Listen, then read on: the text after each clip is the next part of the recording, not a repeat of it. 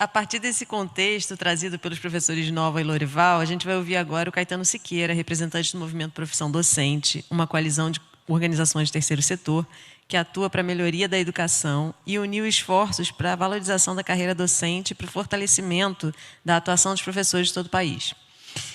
Caetano, conta para a gente um pouco como o Movimento Profissão Docente atua, quais os seus objetivos e como dialogam com as práticas e territórios das professoras e professores. E pedindo também para você fazer a sua autodescrição. Vocês me ouvem? Sim. Bom, boa tarde. E deixa eu começar me descrevendo. Eu sou um homem branco, com a careca já mais do que avançada, bem careca, de óculos e bigode.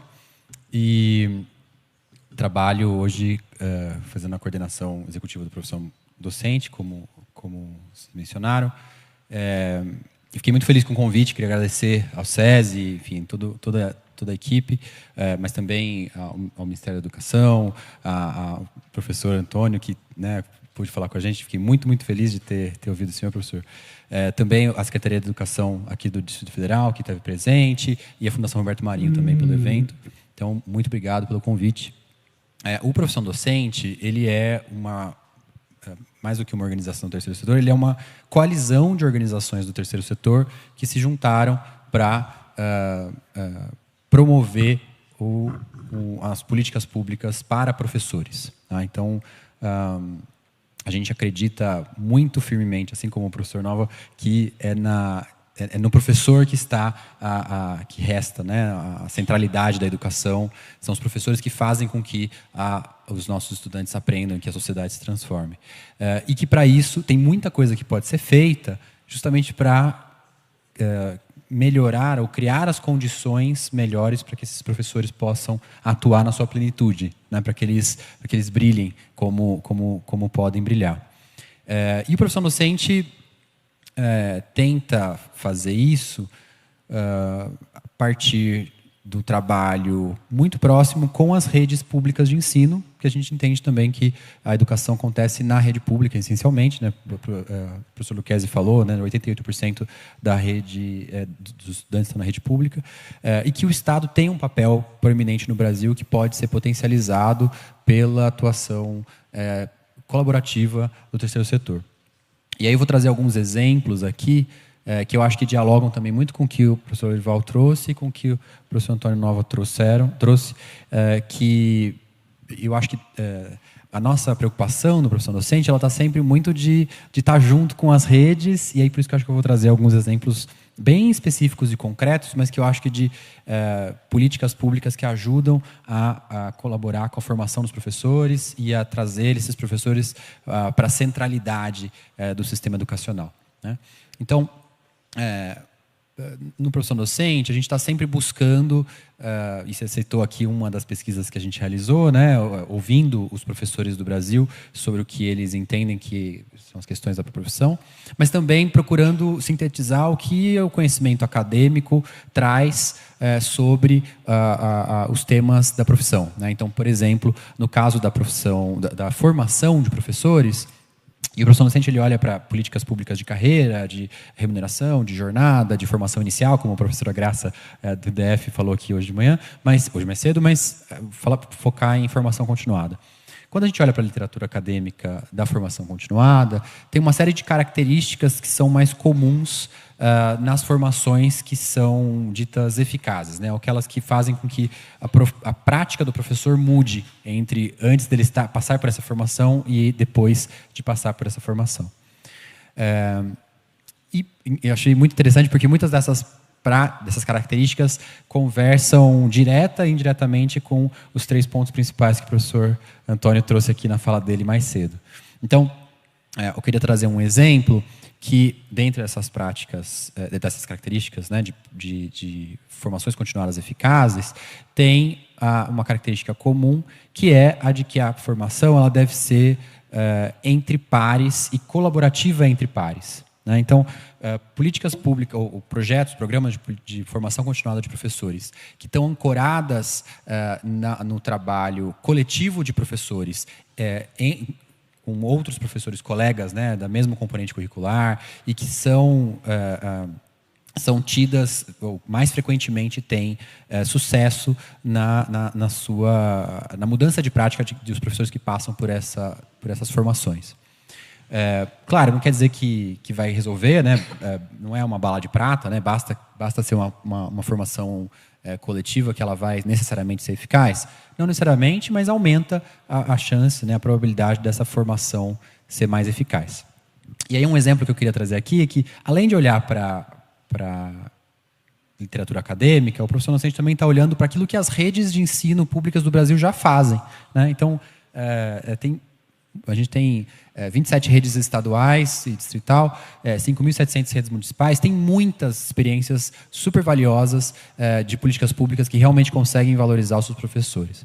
E aí, a gente foi descobrir uma política muito interessante que eu queria trazer aqui como exemplo, que ilustra essa característica da coletividade, né, e do aprendizado entre pares dos professores durante a formação continuada. Durante a pandemia, a Secretaria Estadual do Paraná desenvolveu estava interessada, existia, né, a demanda, né, o Lorival trouxe aqui um monte de demandas que os professores traziam sobre o que eles gostariam de aprender. E uma das demandas que aparecia naquele momento, 2021, você imagina, era como usar a tal da tecnologia em sala de aula, né? Ou fora da sala de aula, como a gente estava ainda em grande parte do nosso ano de 2021. E aí o que a Secretaria fez? Ela foi ouvir os professores sobre o que eles mesmos consideravam que era o que eles sabiam sobre o uso de tecnologia na sala de aula. Então eles fizeram uma pesquisa ampla com todos os professores da rede e aí permitiram que os professores falassem: eu conheço bem ou eu conheço mal, eu não conheço, eu conheço isso, conheço aquilo sobre o uso de tecnologia na sala de aula. E eles identificaram aqueles professores que não só queriam aprender mais sobre o uso de tecnologia na sala de aula, mas também identificaram aqueles professores da rede que diziam, nessa pesquisa, não, eu domino o uso de tecnologia em sala de aula, eu conheço muito sobre isso, eu tenho um conhecimento profissional sobre como utilizar as tecnologias na sala de aula.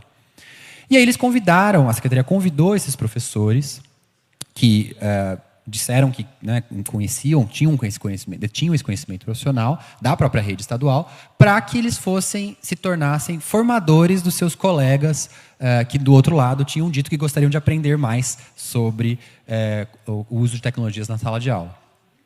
Bom, e aí, com isso foi uma semente de o que hoje é uma política pública razoavelmente bem estabelecida na rede, por meio da qual você tem professores que continuam sendo professores, continuam dando suas cargas horárias com estudantes de ensino médio e anos finais, mas que também passaram a ter parte da sua carga horária dedicada a ser formadores dos seus colegas, né?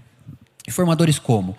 Formadores em grupos, que eles chamam de grupos de estudo, né? Mas podem ser pensados como pequenas comunidades de prática. Então, cada um desses professores formadores tem ali um conjunto de 12 a 15 professores, outros colegas do mesmo componente curricular ou da mesma etapa, e estão ali semanalmente se reunindo e discutindo como aprender um determinado tema, né? Começou em 2021 com grupos especificamente sobre ensino usando tecnologias, mas hoje em dia você tem grupos de ensino de geometria, você tem grupos que... Bom, o Lorival trouxe aqui uma série de temas que são vivos nas demandas dos professores que estão em sala de aula e que querem aprofundar o seu conhecimento, né? Eles querem se tornar profissionais melhores e que estão, a partir do diálogo com seus pares, fazendo isso.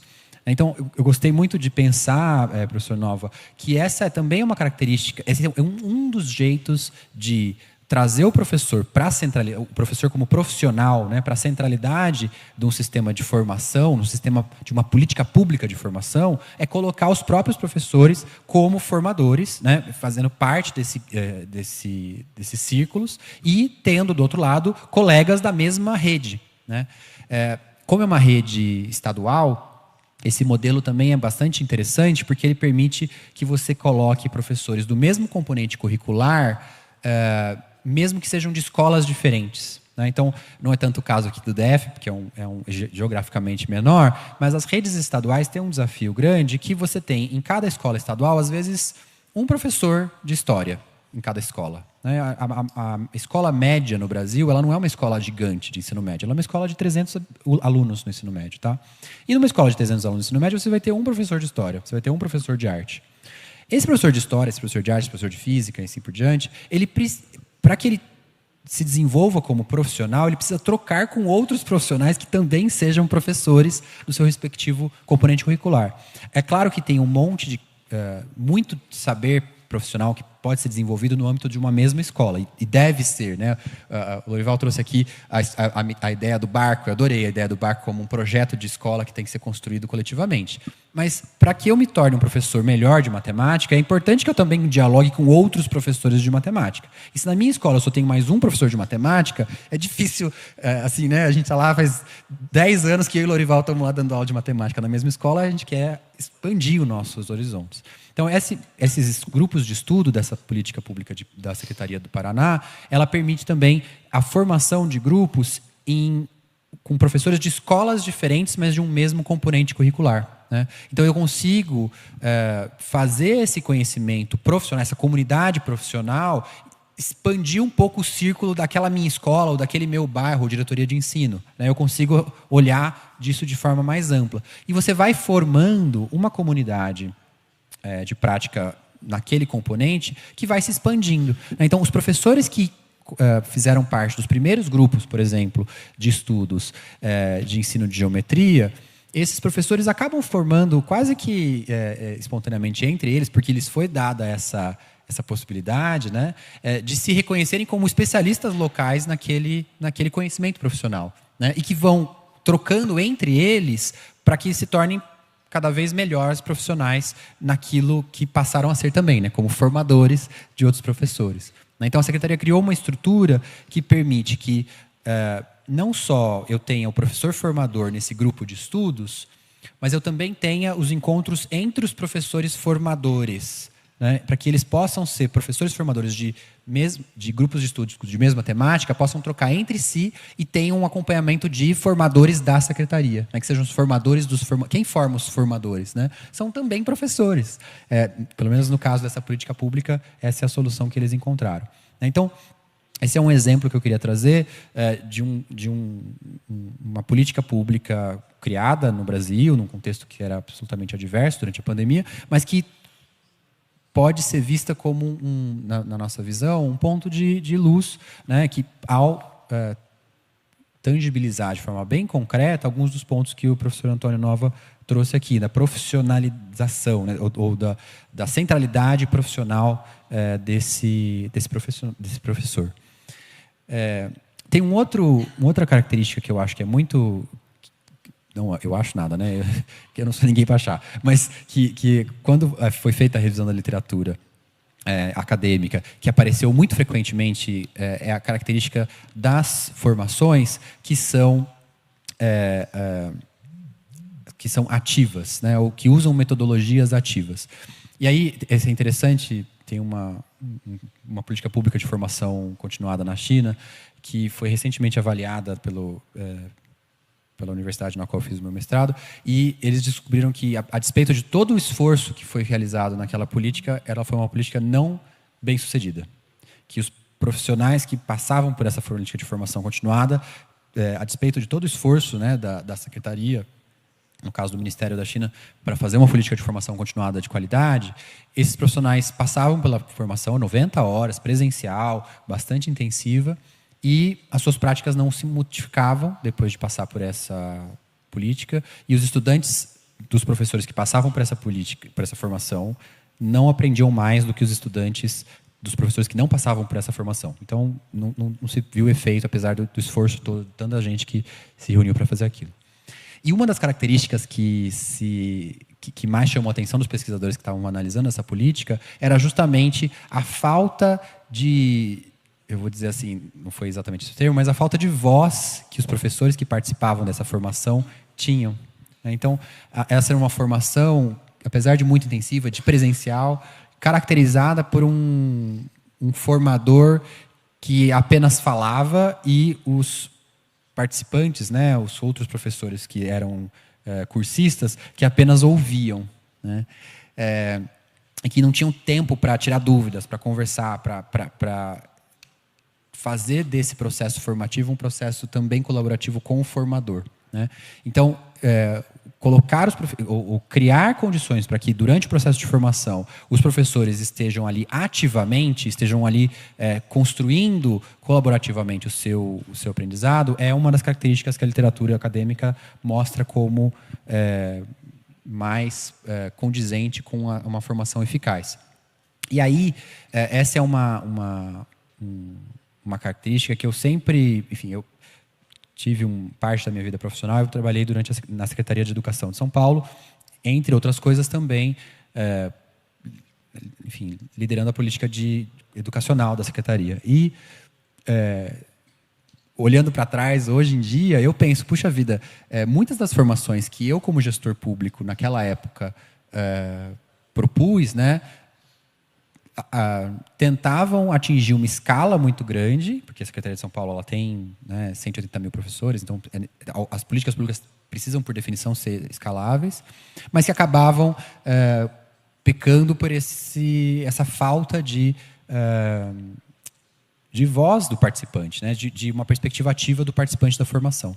Então, na época em que eu estava na secretaria, uma das políticas de formação que a gente desenvolveu, que a Secretaria de Estado desenvolveu, né, da gestão da qual eu fiz parte, era uma política de formação que trazia formadores muito da própria rede, né, então tinha um aspecto de valorização da profissionalidade daquela rede, mas que tinha uma característica de ser um formador para um professor de matemática formador para 2.000 professores do outro lado, né, e é impossível que se você está numa turma de outros 2.000 colegas, que todo mundo vai conseguir falar. Assim, a partir do primeiro começa a falar, né, nunca vai. Impossível das pessoas estarem ativamente numa perspectiva, num grupo tão grande assim.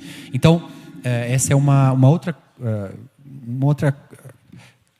questão que a gente, no trabalho do professor docente, busca levar e discutir com as redes, né? E é tentar apoiar as redes públicas no Brasil a pensarem formas de estruturar suas políticas públicas, no caso de formação, para cada vez mais endereçar essas características que são das políticas de formação eficazes. A gente tem apoiado a Secretaria Municipal de Educação de Joinville